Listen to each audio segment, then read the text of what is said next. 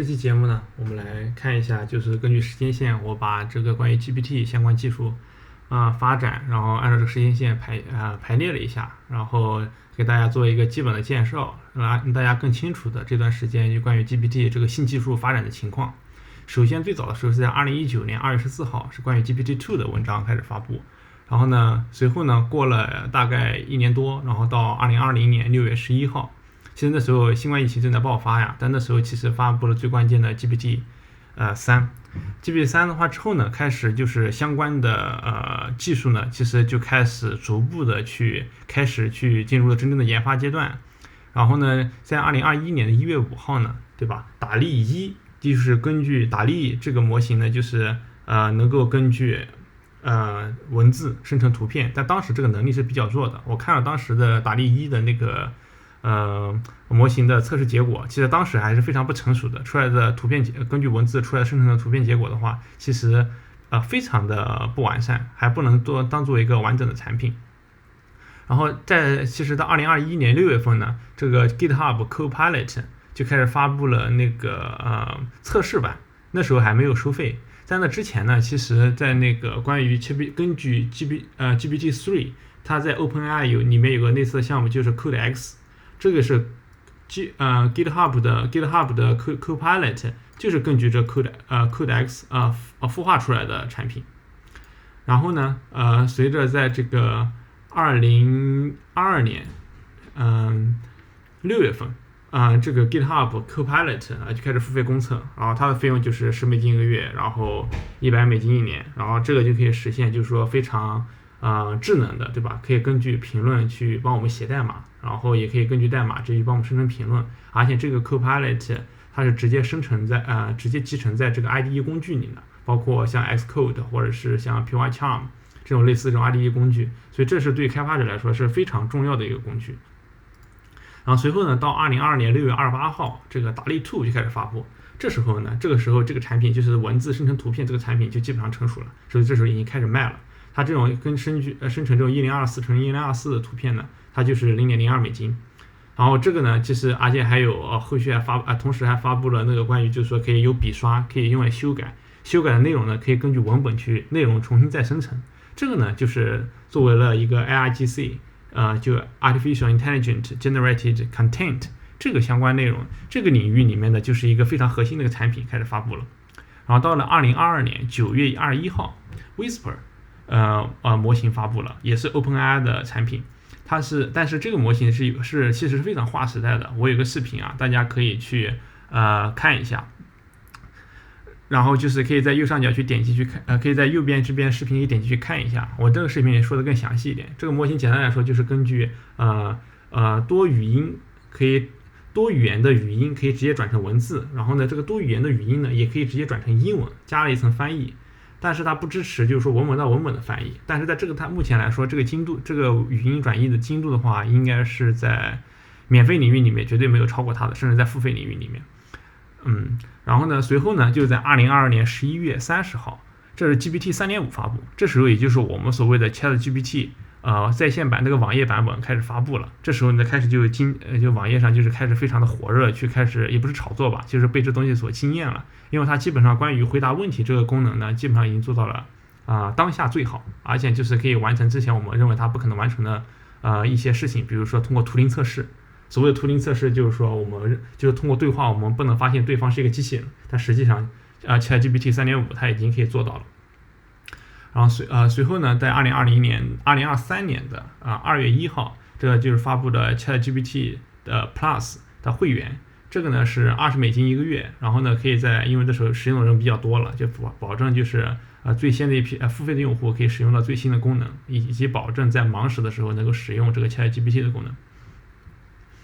然后呢，因为微软是投资了这个 ChatGPT 的，所以微软呢其实就是能够第一使用这个相关的最新的 ChatGPT 技术。所以随后在2023年的2月7号 ，New Bing 也就是之前的必应那个搜索的那个引擎，然后开始宣称说我们会使用新的功能，其中包括聊天的功能，而且它里面接入了对网络的接入，就是通过对话是可以让这个模型去访问网络，然后搜索出我们想要的结果。然后随后呢，就到了2023年的3月1号，这时候呢又是一个重磅的一个功能推出了，就 ChatGPT 推出了 API， 然后呢这个就是相对于对于开发者来说，我们又有能力通过代码去访问它这个 ChatGPT 的这个服务，然后去生产设计更多其他的软件，把它集成进去。它的价格呢，而且也是破天荒的非常便宜也就是没有涨价，而且是$0.0021000 tokens。这个 tokens 什么1000 tokens 什么意思呢？大概就是750个单词，大家这么记住就可以了。它有个自己的算法。然后同时呢，在这个同期呢，还发布了这个 Whisper API， 就是呢然后这个其实也非常的重磅。为什么呢？因为语音到文本就可以交给 ChatGPT 去生成内容，去问问题生成内容，就意味着我们是可以语音跟 ChatGPT 去交互的，这是变成了可能。因为原来我们在本地识别精度呢，因为 Whisper 它有不同的模型，它最大的那个模型呢，在本地跑的速度非常慢。但现在我们有这 Whisper 的 API 之后呢，我们去使用那个精度最高的那个模型，对吧？现在上传上去到网页上，你可能10几分钟，你只要不到1分钟的时间就可以返回。如果你的话语很短的话，可能就达到秒级的返回这个速度。如果你的网速是够的话，它价格也是非常便宜，是$0.006，然后每分钟。这样我们就不用买一个特别贵的什么3090、4090这样的显卡，花费上万元去实现相同的功能，甚至还没有它这个功能好。所以这个其实也是划时代的。关于 Whisper API 呢，大家可以点击右边的这个视频，如果有需要去了解的话。然后现在就是有更重磅的事情，就是说在2023年3月14号，这个呢就是OpenAI 发布了 ChatGPT GPT-4。在这里呢，我们会进行更详细的一些说明ChatGPT-4 它提供哪些新的功能？首先，它提高了逻辑的准确性，然后它支持长文本的输入，最长支持25000个单词，大概就是32K 的 tokens。然后每一个 tokens 我之前说了，就大概750个单词，然后也同时支持图片输入。现在呢 ChatGPT 4的使用条件呢，就是 ChatGPT 的 Plus 的付费会员可以在网页上使用对话，然后呢现在还有限制，大概是每3小时只能问25个问题。然后另外就是 ChatGPT 的 API 开发者，然后呢是可以使用，是可以提交图片的。目前提交图片只能通过代码生成，但是呢现在 GPT-4 这个关于提交图片这个代码的这个权限呢，还只有就是得到内测的资格的开发者才能去使用。所以现在就是说，大家如果有需要申请这个权限的话，可以在视频下方的这个说明栏里面去点击那个申请的链接。我都把所有的申请链接都放在视频下方的这个说明栏里面。然后我们这里看一下，在网页上它会显示这个 ChatGPT 当你新建一个对话框之后，它会有3个模型可以选，对吧？它默认了这个 GPT 3.5，先看一下中间这个默认就是这个 default GPT 3.5，这个呢就是那个原来的那个就是比较准确度就最原先的那个 ChatGPT 的模型。然后后来呢发布了一个新的，就是不对，这个 default 是那个后来发布的一个新的模型，就是速度比较快，但精度会略微降低，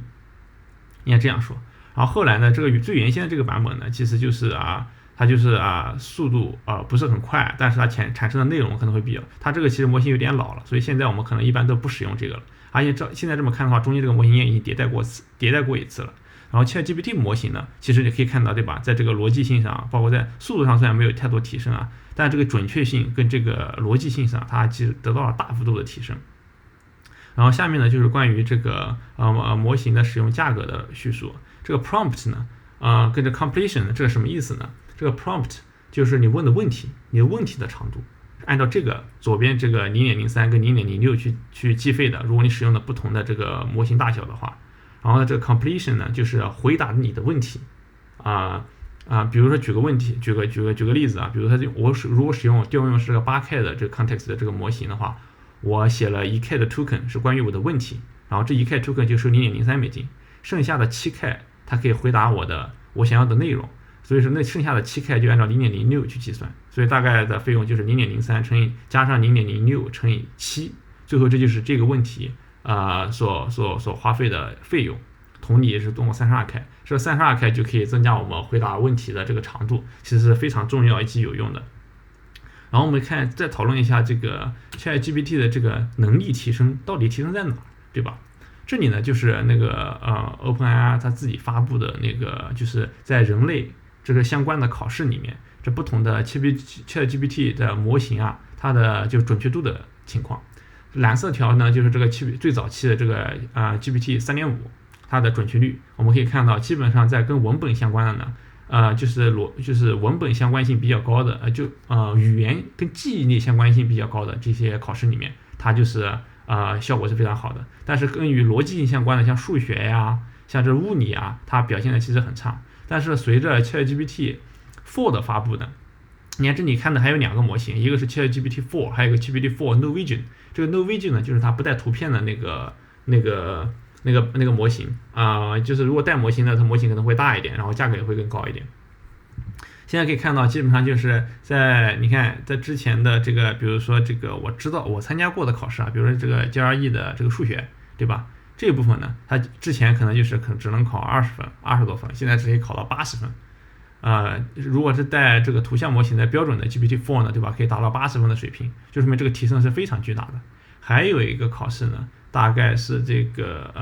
GRE 的 Verb， 这个就相当于英语的语文考试，对吧？这个基本上接近于满分了，就基本上遥遥领先于绝大部分人类了，对吧？这个东西就是我考这个东西就是还是非常困难的。但是像人类的话，目前像比如说我吧，我在这个我本身就是数学系的，我考这个呢大概可以接近到97%、98%接近满分的水平。但目前呢，这个GPT-4 的能力呢，可能跟一般的人类跟就是这个专业领域的人类可能还是有一定的差距。但是我们可以看到这个模型还在不断的更新迭代以及进步啊，所以说明这个潜力还是非常的巨大的。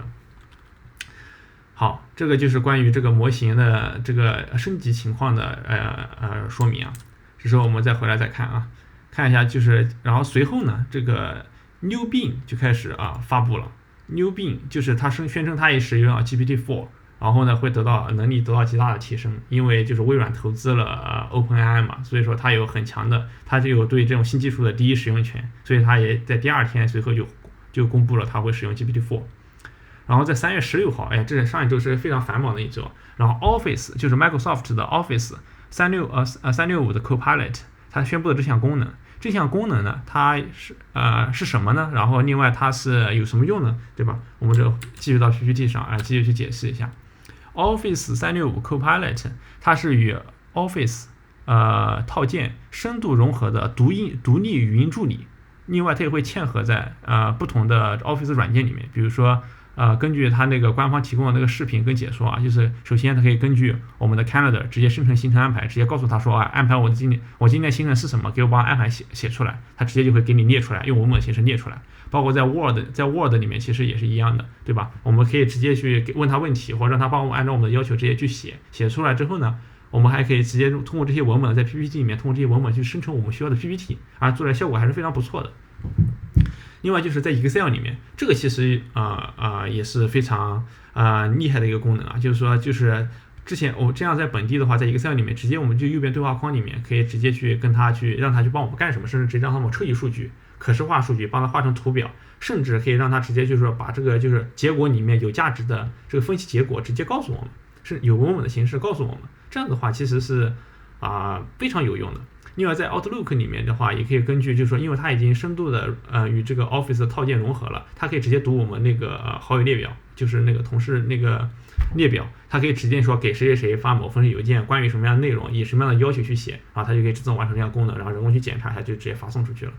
另外关于在 Teams 里面，这个功能其实也很牛，我猜测它里面应该使用了 Whisper 相关的功能，它可以直接把语音转换成文本，其实这就是 Whisper 的功能，对吧？转化成文本之后呢，然后通过GPT 呢，它可以直接就是说 GPT-4， 然后直接总结生成会议纪要。如果这个人呢是半途加入会议的，或者会议结束之后需要看这个相关的这个会议的内容的话呢，直接就可以通过使用这个会议纪要。这其实是我们之前会议里面需要一个会议记录员嘛，这个功能基本上就节省到一个非常大的一个人力，而且它的准确度跟精度都会非常的高。这就是关于 Office 365 Copilot 相关的功能。大家也可以根据视频下方的这个相关的链接去看一下，它有非常好的视频在 YouTube 上或者在它的官网上都可以看到。然后随后呢，在3月17号，对吧？这每一天都发生很多事情就是有一篇关于宾夕法尼亚大学发布了一篇文章，说了关于 GPT 对于美国工作市场的影响。这个呢是基于就是说 GPT-4 的模型去分析的。所以关于这个呢，这里面其实有一项比较重要的数据啊，我这里大概就拿出来说一下，大家有兴趣也可以去把这文章拿出来看一下。就是 GPT 对美国工作市场的影响，其中最前面的说两组数据，一个就是80%的美国工作会至少有他们的10%的工作内容会受到 GPT 模型的影响，就可能就是他们这100个人里面有80个人，他们的工作中的10%可能是需要使用，或者是人工智能这些GPT 的模型，或者这个模型这个影响，它没有说是正向的还是负向的，是被取代还是对他们有帮助，还是必须使用，它并没有解释。其实只能说对他们就是说可能会间接的使用到或者被影响到。同时呢，另外更重要的就是呢，在19%的工作者，他们的50%的工作可能会被影响。这19%的人其实是相当于收入比较高的那一群人。另外这篇文章里面还说到了，就是说关于尤其是首先就是他对这些收入比较高的这个人群，尤其专业的一些某些特别的工种，它影响是比较大的，尤其对逻辑性要求比较高的，甚至程序员还是有很大的影响的。但是呢，对体力劳动者，像一些服务业，其实他们的影响性并不是特别大，对吧？如果大家感兴趣，可以去看一下那个那个文章，其实文章里面信息是非常多的。然后呢，在3月21号，对吧？这个 Adobe 它发布了这个 Firefly， 这个呢，就是我在视频下方你们提供链接里面，非常建议大家去看一下它原来那个视频的那个就是说明那个视频是非常的炫酷，基本上可以是ARGC 就是人工智能产生的这个内容里面，就是关于图像类的，应该是理想化的一个状态了，就是说可以根据文字去生成以及修改。非常炫酷的效果，基本上对以后的 Photoshop 工作者会有极大的帮助。这里我就先不多做介绍了。另外就是还有一个重要的功能是在3月22号推出的，就是 GitHub Copilot X。如果大家想看 Copilot 相关的视频呢，可以看右边的这个视频我会把这个视频贴上来。但 Copilot X 呢，其实对它的一个升级，其实呢它就是把 ChatGPT-4 完全直接植入到了这个Copilot 里面去。然后我们这边我做了一个解释的 PPT 它提供哪些功能呢？ Copilot X 首先它可以解释显示区域中的代码，然后另外它可以修改选中的代码 bug， 另外还可以直接帮你生成单元测试代码，支持 Copilot IDE， 其实跟之前的 Copilot 支持的 IDE 它 Copilot X 都会支持。另外根据问题生成定制文档，这个是什么意思呢？就是说我们现在就是问一个问题，说我们这 HTML 这个 div 怎么写，对吧？你只要一搜这个问题，它直接把你相关的这个教程直接下面给你展示出来了，相当于一个定制化的 API 文档，非常厉害。另外就是 Git pull request 的生成说明，这个有什么用呢？其实对专业的开发者来说的话，如果像我们有时候会merge 或者是pull request from 其他的提交的代码，对吧？但是我们可能没有太多时间去审核，或者是去查看代码的内容，对吧？我们可以在 pull request 的时候呢，可以直接让它生成一个就是故事文档，对吧？我们可以看它干了什么，做了什么功能，对吧？可以一目了然，甚至还比较的专业，这是非常有用的一个功能其实也是利用了这个 GPT-4 的这个总结能力。这个只是因为 ChatGPT 是可以阅读代码的，而且不仅可以阅读代码，还可以写代码。这个功能我们可以详细的在这里看一下。我把视频里面关键的帧给截取出来了。首先就是这个视频里面，我们可以看到，这应该使用的是 VS Code， 右边就是代码，它选中了这一行代码之后呢，他问了一个问题，就是说让他解释一下这个正则表达式。正则表达式对人类理解其实是非常困难的，但是 GPT 其实对 GPT 模型其实对这个东西其实理解的非常到位，远超于人类的理解能力，对吧？在左边就告诉我们这个结果是什么。相当于就是在左边植入了一个对话框，在右边可以直接选中代码，然后问代码相关的问题，通过自然语言跟代码交互，这是非常牛的一个功能。其实还有一个功能就是帮我们就是说直接 debug， 对吧？我们直接把这方程选中，对吧？帮我们 debug 这个代码，它直接告诉我们这结果，甚至还可以给我们一些说明，这个代码有什么问题。还有一个功能就是说帮我们写这个单元测试，比如说这个方程你写完了，我们需要写单元测试，甚至还要编写一些代码。这个对于我们人来说，编写这东西其实非常的困难。这时候可以让它在这里面让它直接帮我们写单元测试，这个像测试数据自动帮我们生成了，其实也是非常的方便快捷。这可能对以后的测试工程师其实有很大的影响。还有一个就是说帮我们去就是我们比如说代码有一部分我们不太理解，对吧？我们可以通过这个这个 GPT-4 这个模型啊，直接 Copilot X 其实就是 GPT-4，直接通过对话框让它帮我们解释代码，帮我们更快理解就是代码是什么意思。还有就是它就是支持我们之前说的，之前它支持的那些 IDE 工具集，对吧？其实这两个都是 VS Code， 另外一个就是 Vim 系的，还有一个就是 JetBrains 里面包括Charm 呀，包括 IDE 这些东西都在里面。另外它就是工作流的优化，其实主要的就是这个帮助我们就是第一查询文档，就是这 pull request 的时候呢，可以根据我们的代码或者内容以及里面的注释生成相关的这个就是说明文档吧，就是关于我们这个 pull request 的说明文档。这个其实也是非常有用的一个功能啊，这就是关于 Copilot GitHub 的 Copilot X。大家如果对这个视频做的非常好，大概是64秒，如果大家感兴趣的话，可以去 GitHub 那观看一下，我把这个链接贴在了这个视频下方的说明栏里面。OK， 然后最后一个就是又是一个非常重磅的一个功能推出了，就是 ChatGPT 推出了 Chat Plugins。这个东西有什么用呢？让我们来看一下。它这个其实就是在这个ChatGPT 的对话框里面，然后我们可以去跟它做现在它根据的演示的这个视频它就做到可以通过科学计算的这个画图可以通过自然语言去交互。另外它支持在网页上直接导入 CSV 文件，然后我们可以直接跟它交互了。其实类似于这个Office 那 Copilot 365那个功能，在 Excel 里面直接跟那个数据集直接操作，你完全可以不用懂代码以及数学，甚至可以得到一个比较好的结果。支持上传图片，然后自然语言还可以交互说帮我这图片怎么改其实也会得到一个比较好的结果。这个功能其实目前的话，就是我一直是我们代码想要的，只有代码才可以实现，目前这还没有开放，以后这东西我们在网上都可以实现，通过这个插件的方式都可以实现。然后这时候我们来看一下 ChatGPT 在网页上的状态情况是什么样子。你看这里面就是3个相关的这个模型你比如说 ChatGPT-4， 我这里写了一个问题就是说